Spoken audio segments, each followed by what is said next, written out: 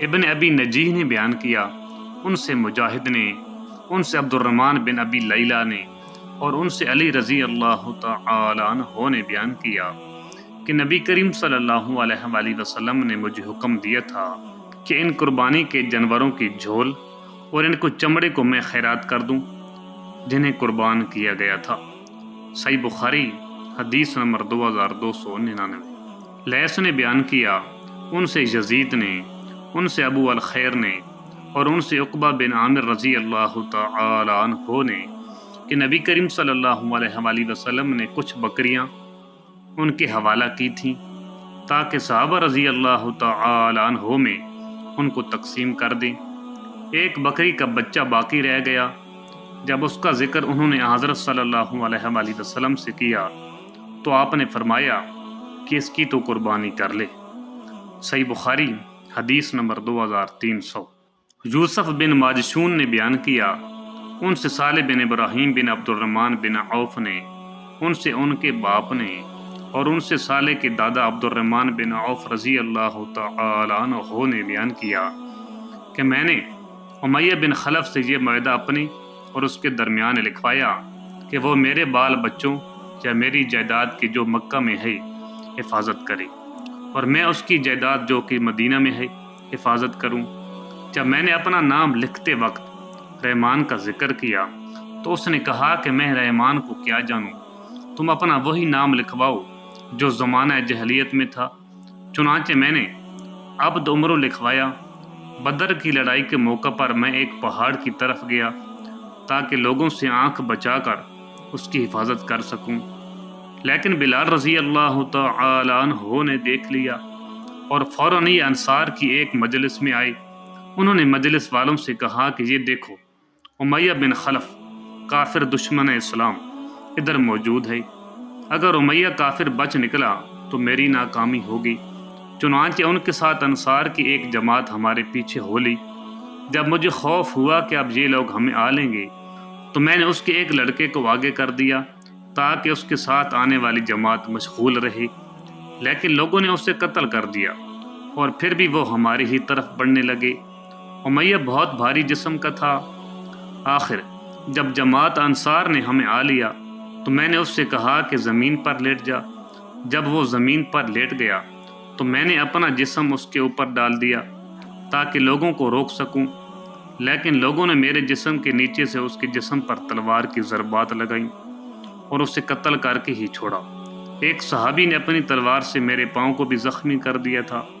عبد الرحمن بن عوف رضی اللہ تعالی عنہ اس کا نشان اپنے قدم کے اوپر ہمیں دکھایا کرتے تھے۔ صحیح بخاری حدیث نمبر 2301۔ امام مالک نے خبر دی، انہیں عبد المجید بن سہل بن عبد الرحمن بن عوف نے، انہیں سعید بن مسیب نے، اور انہیں ابو سعید خدری اور ابو ہریرہ رضی اللہ تعالی عنہ نے کہ رسول اللہ صلی اللہ علیہ وآلہ وسلم نے ایک شخص کو خیبر کا تحصیلدار بنایا۔ وہ عمدہ قسم کی کھجور لائے تو آپ نے ان سے دریافت فرمایا کہ کیا خیبر کی تمام کھجوریں اسی قسم کی ہیں؟ انہوں نے کہا کہ ہم اسی طرح ایک ساگ کھجور اس سے گھٹیا قسم کی 2 ساگ کھجور کے بدلے میں اور 2 سا 3 سا کے بدلے میں خریدتے ہیں۔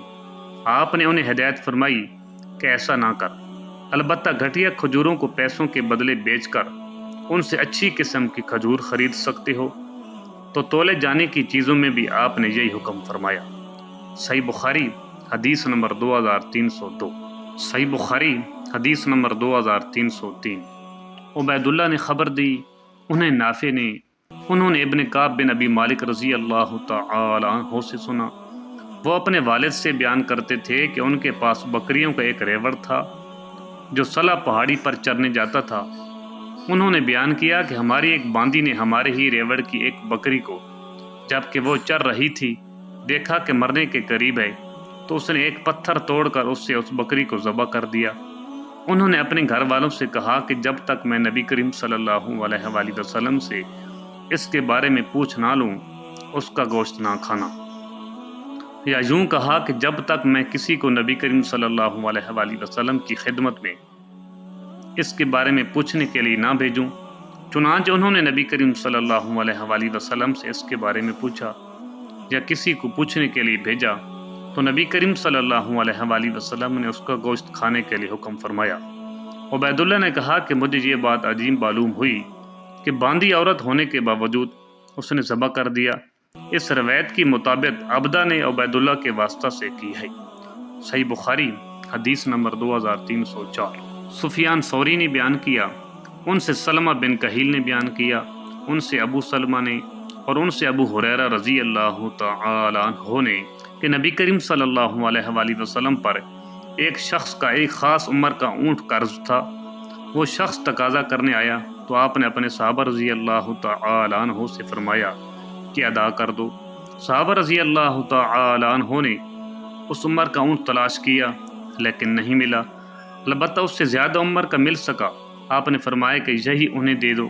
اس پر اس شخص نے کہا کہ آپ نے مجھے پورا حق دے دیا ہے، اللہ تعالیٰ آپ کو بھی پورا بدلہ دے۔ تو پھر نبی کریم صلی اللہ علیہ وآلہ وسلم نے فرمایا کہ تم میں سب سے بہتر وہ لوگ ہیں جو قرض وغیرہ کو پوری طرح ادا کر دیتے ہیں۔ صحیح بخاری حدیث نمبر 2305۔ شعبہ نے بیان کیا، ان سے سلمہ بن کہیل نے بیان کیا، انہوں نے ابو سلمہ بن عبد الرحمن سے سنا اور انہوں نے ابو ہریرہ رضی اللہ تعالی عنہ سے کہ ایک شخص نبی کریم صلی اللہ علیہ وآلہ وسلم سے اپنے قرض کا تقاضا کرنے آیا اور سخت سست کہنے لگا۔ صحابہ کرام غصہ ہو کر اس کی طرف بڑھے، لیکن آپ نے فرمایا کہ اسے چھوڑ دو، کیونکہ جس کا کسی پر حق ہو تو وہ کہنے سننے کا بھی حق رکھتا ہے۔ پھر آپ نے فرمایا کہ اسے قرض والے جانور کی عمر کا ایک جانور اس سے دے دو۔ صحابہ رضی اللہ تعالی عنہ نے عرض کیا، یا رسول اللہ، اس سے زیادہ عمر کا جانور تو موجود ہے لیکن اس عمر کا نہیں۔ آپ نے فرمایا کہ اسے وہی دے دو، کیونکہ سب سے اچھا آدمی وہ ہے جو دوسروں کا حق پوری طرح ادا کر دے۔ صحیح بخاری حدیث نمبر 2306۔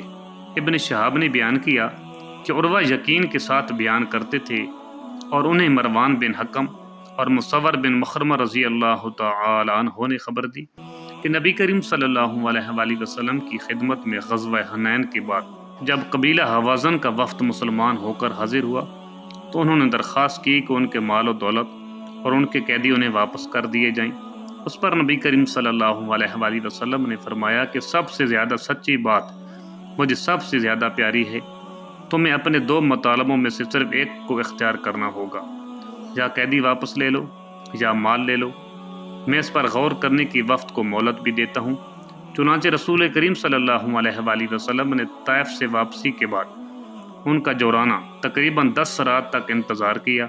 پھر جب قبیلہ حوازن کے وکیلوں پر یہ بات واضح ہو گئی کہ آپ ان کے مطالبوں کا صرف ایک ہی حصہ تسلیم کر سکتے ہیں تو انہوں نے کہا کہ ہم صرف اپنے ان لوگوں کو واپس لینا چاہتے ہیں جو آپ کے قید میں ہیں۔ اس کے بعد رسول کریم صلی اللہ علیہ وآلہ وسلم نے مسلمانوں کو خطاب فرمایا، پہلے اللہ تعالیٰ کی اس کی شان کے مطابق حمد و ثنا بیان کی، پھر فرمایا اما بعد، یہ تمہارے بھائی توبہ کر کے مسلمان ہو کر تمہارے پاس آئے ہیں، اس لیے میں نے مناسب جانا ان کی قیدیوں کو واپس کر دوں۔ اب جو شخص اپنی خوشی سے ایسا کرنا چاہے تو اسے کر گزرے، اور جو شخص یہ چاہتا ہو کہ اس کا حصہ باقی رہے اور ہم اس کے حصہ کو قیمت کی شکل میں اس وقت تک واپس کر دیں جب اللہ تعالیٰ آج کے بعد سب سے پہلا مال غنیمت کہیں سے دلا دے، تو اسے بھی کر گزرنا چاہیے۔ یہ سن کر سب لوگ بول پڑے کہ ہم بخوشی رسول کریم صلی اللہ علیہ وآلہ وسلم کی خاطر ان قیدیوں کو چھوڑنے کے لیے تیار ہیں، لیکن رسول اللہ صلی اللہ علیہ وآلہ وسلم نے فرمایا کہ اس طرح ہم اس کی تمیز نہیں کر سکتے کہ تم میں سے کس نے اجازت دی ہے اور کس نے نہیں دی، اس لیے تم سب اپنے اپنے ڈیروں میں واپس جاؤ اور وہاں سے تمہارے وکیل تمہارا فیصلہ ہمارے پاس لائیں۔ چنانچہ سب لوگ واپس چلے گئے اور ان کے سرداروں نے جو ان کے نمائندے تھے اس صورتحال پر بات کی۔ پھر وہ رسول کریم صلی اللہ علیہ وآلہ وسلم کی خدمت میں حاضر ہوئے اور آپ کو بتایا کہ سب نے بخوشی دل سے اجازت دے دی ہے۔ صحیح بخاری حدیث نمبر 2307۔ صحیح بخاری حدیث نمبر 2308۔ حضرت جابر بن عبداللہ رضی اللہ تعالی عنہ روایت کرتے ہیں کہ انہوں نے بیان کیا کہ میں رسول کریم صلی اللہ علیہ وآلہ وسلم کے ساتھ ایک سفر میں تھا اور میں ایک سست اونٹ پر سوار تھا اور وہ سب سے آخر میں رہتا تھا۔ اتفاق سے نبی کریم صلی اللہ علیہ وآلہ وسلم کا گزر میری طرف سے ہوا تو آپ نے فرمایا، یہ کون صاحب ہیں؟ میں نے عرض کیا جابر بن عبداللہ۔ آپ صلی اللہ علیہ وآلہ وسلم نے فرمایا کیا بات ہوئی کہ اتنے پیچھے رہ گئے ہو؟ میں بولا ایک نہایت سست رفتار اونٹ پر سوار ہوں۔ آپ نے فرمایا تمہارے پاس کوئی چھڑی بھی ہے؟ میں نے کہا جی ہاں ہے۔ آپ نے فرمایا کہ وہ مجھے دے دے۔ میں نے آپ کی خدمت میں وہ پیش کر دی۔ آپ نے اس چھڑی سے اونٹ کو جو مارا اور ڈانٹا، اس کے بعد وہ سب سے آگے رہنے لگا۔ حضرت صلی اللہ علیہ وآلہ وسلم نے فرمایا کہ یہ اونٹ مجھے فروخت کر دے۔ میں نے عرض کیا یا رسول اللہ، یہ تو آپ صلی اللہ علیہ وآلہ وسلم ہی کا ہے، لیکن آپ صلی اللہ علیہ وآلہ وسلم نے فرمایا کہ اسے مجھے فروخت کر دے۔ یہ بھی فرمایا کہ 4 دینار میں اسے میں خریدتا ہوں۔ ویسے تم مدینہ تک اسی پر سوار ہو کر چل سکتے ہو۔ پھر جب مدینہ کے قریب ہم پہنچے تو میں دوسری طرف جانے لگا۔ آپ نے دریافت فرمایا کہ کہاں جا رہے ہو؟ میں نے عرض کیا کہ میں نے ایک بیوہ عورت سے شادی کر لی ہے۔ آپ نے فرمایا کہ کسی باقرہ سے کیوں نہ کی، کیونکہ تم بھی اس کے ساتھ کھیلتے اور وہ بھی تمہارے ساتھ کھیلتی۔ میں نے عرض کیا کہ والد شہادت پا چکے ہیں اور گھر میں کئی بہنیں ہیں، اس لیے میں نے سوچا کہ کسی ایسی خاتون سے شادی کروں جو بیوہ اور تجربہ کار ہو۔ آپ صلی اللہ علیہ وآلہ وسلم نے فرمایا کہ پھر تو ٹھیک ہے۔ پھر مدینہ پہنچنے کے بعد آپ نے فرمایا کہ بلال، ان کی قیمت ادا کر دو اور کچھ بڑھا کر دے دو۔ چنانچہ انہوں نے 4 دینار بھی دیے اور فالتو 1 قیرات بھی دیا۔ جابر رضی اللہ تعالی عنہ کہا کرتے تھے کہ نبی کریم صلی اللہ علیہ وآلہ وسلم کا یہ انعام میں اپنے سے کبھی جدا نہیں کرتا۔ چنانچہ نبی کریم صلی اللہ علیہ وآلہ وسلم کا وہ قیرات جابر رضی اللہ تعالی عنہ ہمیشہ اپنی تھیلی میں محفوظ رکھا کرتے تھے۔ صحیح بخاری حدیث نمبر 2309۔ امام مالک رحمۃ اللہ علیہ نے خبر دی، انہیں ابو حازم نے، انہیں سہل بن سعد رضی اللہ تعالی عنہ نے، انہوں نے بیان کیا کہ ایک عورت نبی کریم صلی اللہ علیہ وآلہ وسلم کی خدمت میں حاضر ہوئی اور عرض کیا یا رسول اللہ، میں نے خود کو آپ کو بخش دیا۔ اس پر ایک صحابی نے کہا کہ آپ میرا ان سے نکاح کر دیجئے۔ آپ صلی اللہ علیہ وآلہ وسلم نے فرمایا کہ میں نے تمہارا نکاح ان سے اس مہر کے ساتھ کیا جو تمہیں قرآن یاد ہے۔ صحیح بخاری حدیث نمبر 2310۔ عوف نے بیان کیا، ان سے محمد بن سیرین نے اور ان سے ابو ہریرہ رضی اللہ تعالی عنہ نے بیان کیا کہ رسول اللہ صلی اللہ علیہ وآلہ وسلم نے مجھے رمضان کی زکوٰۃ کی حفاظت پر مقرر فرمایا۔ رات میں ایک شخص اچانک میرے پاس آیا اور غلہ میں سے لب بھر بھر کر اٹھانے لگا۔ میں نے اسے پکڑ لیا اور کہا کہ قسم اللہ کی کہ میں تجھے رسول اللہ صلی اللہ علیہ وآلہ وسلم کی خدمت میں لے چلوں گا۔ اس پر اس نے کہا اللہ کی قسم، میں بہت محتاج ہوں، میرے بال بچے ہیں اور میں سخت ضرورت مند ہوں۔ حضرت ابو ہریرہ رضی اللہ تعالی عنہ نے کہا اس کے اظہار معذرت پر میں نے اسے چھوڑ دیا۔ صبح ہوئی تو رسول کریم صلی اللہ علیہ وآلہ وسلم نے مجھ سے پوچھا، اے ابو ہریرہ، گزشتہ رات تمہارے قیدی نے کہا کیا تھا؟ میں نے کہا یا رسول اللہ، اس نے سخت ضرورت اور بال بچوں کا رونا رویا، اس لیے مجھے اس پر رحم آ گیا اور میں نے اسے چھوڑ دیا۔ آپ نے فرمایا کہ وہ تم سے جھوٹ بول کر گیا ہے، ابھی وہ پھر آئے گا۔ رسول کریم صلی اللہ علیہ وآلہ وسلم کے اس فرمانے کی وجہ سے مجھ کو یقین تھا کہ وہ پھر ضرور آئے گا، اس لیے میں اس کی طاق میں لگا رہا، اور جب وہ دوسری رات آ کے پھر غلہ اٹھانے لگا تو میں نے اسے پھر پکڑا اور کہا کہ تجھے رسول کریم صلی اللہ علیہ وآلہ وسلم کی خدمت میں حاضر کروں گا، لیکن اب بھی اس کی وہی التجا تھی کہ مجھے چھوڑ دے، میں محتاج ہوں، بال بچوں کا بوجھ میرے سر پر ہے، اب میں کبھی نہ آؤں گا۔ مجھے رحم آ گیا اور میں نے اسے پھر چھوڑ دیا۔ صبح ہوئی تو رسول کریم صلی اللہ علیہ وآلہ وسلم نے فرمایا، اے ابو ہریرہ، تمہارے قیدی نے کیا کیا؟ میں نے کہا یا رسول اللہ، اس نے پھر اسی سخت ضرورت اور بال بچوں کا رونا رویا جس پر مجھے رحم آ گیا، اس لیے میں نے اسے چھوڑ دیا۔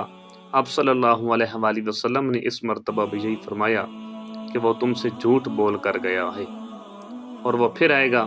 تیسری مرتبہ پھر میں اس کے انتظار میں تھا کہ اس نے تیسری رات آ کر غلہ اٹھانا شروع کیا، تو میں نے اسے پکڑ لیا اور کہا تجھے رسول اللہ صلی اللہ علیہ وآلہ وسلم کی خدمت میں پہنچانا اب ضروری ہو گیا ہے، یہ تیسرا موقع ہے۔ ہر مرتبہ تم یقین دلاتے رہے کہ پھر نہیں آؤں گا، لیکن تم باز نہیں آتے۔ اس نے کہا اس مرتبہ مجھے چھوڑ دے تو میں تمہیں ایسے چند کلمات سکھا دوں گا جس سے اللہ تعالیٰ تمہیں فائدہ پہنچائے گا۔ میں نے پوچھا وہ کلمات کیا ہیں؟ اس نے کہا جب تم اپنے بستر پر لیٹنے لگو تو آیت الکرسی پوری پڑھ لیا کرو۔ ایک نگراں فرشتہ اللہ تعالیٰ کی طرف سے برابری تمہاری حفاظت کرتا رہے گا اور صبح تک شیطان تمہارے پاس کبھی نہیں آ سکے گا۔ اس مرتبہ پھر میں نے اسے چھوڑ دیا۔ صبح ہوئی تو رسول کریم صلی اللہ علیہ وآلہ وسلم نے دریافت فرمایا گزشتہ رات تمہارے قیدی نے تم سے کیا معاملہ کیا؟ میں نے عرض کیا یا رسول اللہ اس نے مجھے چند کلمات سکھائے اور یقین دلایا کہ اللہ تعالیٰ مجھے اس سے فائدہ پہنچائے گا، اس لیے میں نے اسے چھوڑ دیا۔ آپ نے دریافت فرمایا کہ وہ کلمات کیا ہیں؟ میں نے عرض کیا اس نے بتایا تھا کہ جب بستر پر لیٹو تو آیت الکرسی پڑھ لو شروع سے آخر تک۔ اس نے مجھ سے یہ بھی کہا کہ اللہ تعالیٰ کی طرف سے تم پر اس پڑھنے سے ایک نگراں فرشتہ مقرر رہے گا اور صبح تک شیطان تمہارے قریب بھی نہیں آ سکے گا۔ صحابہ خیر کو سب سے آگے بڑھ کر لینے والے تھے۔ نبی کریم صلی اللہ علیہ وآلہ وسلم نے ان کی یہ بات سن کر فرمایا اگرچہ وہ جھوٹا تھا لیکن تم سے یہ بات سچ کہہ گیا ہے۔ اے ابو ہریرہ تم کو یہ بھی معلوم ہے کہ 3 راتوں سے تمہارا معاملہ کس سے تھا؟ انہوں نے کہا کہ نہیں۔ حضرت صلی اللہ علیہ وآلہ وسلم نے فرمایا کہ وہ شیطان تھا۔ صحیح بخاری حدیث نمبر 2311۔ ابو سعید خدری رضی اللہ تعالی عنہ نے بیان کیا کہ بلال رضی اللہ تعالی عنہ نبی کریم صلی اللہ علیہ وآلہ وسلم کی خدمت میں برنی کھجور کی ایک عمدہ قسم لے کر آئے۔ نبی کریم صلی اللہ علیہ وآلہ وسلم نے فرمایا یہ کہاں سے لائے ہو؟ انہوں نے کہا ہمارے پاس خراب کھجور تھی، اس کے 2 سا، اس کے 1 سا کے بدلے میں دے کر ہم اسے لائے ہیں تاکہ آپ کو یہ کھلائیں۔ آپ نے فرمایا توبہ توبہ یہ تو سود ہے، بالکل سود ہے، ایسا نہ کیا کر۔ البتہ اچھی کھجور خریدنے کا ارادہ ہو تو خراب کھجور بیچ کر اس کی قیمت سے عمدہ خریدا کر۔ صحیح بخاری حدیث نمبر 2312۔ سفیان بن عیینہ نے بیان کیا ان سے عمر بن دینار نے انہوں نے کہا کہ حضرت عمر رضی اللہ تعالی عنہ نے صدقہ کے باب میں جو کتاب لکھوائی تھی اس میں سے یوں ہے کہ صدقے کا متولی اس میں سے کھا سکتا ہے اور دوست کو بھی کھلا سکتا ہے لیکن روپیہ نہ جمع کرے۔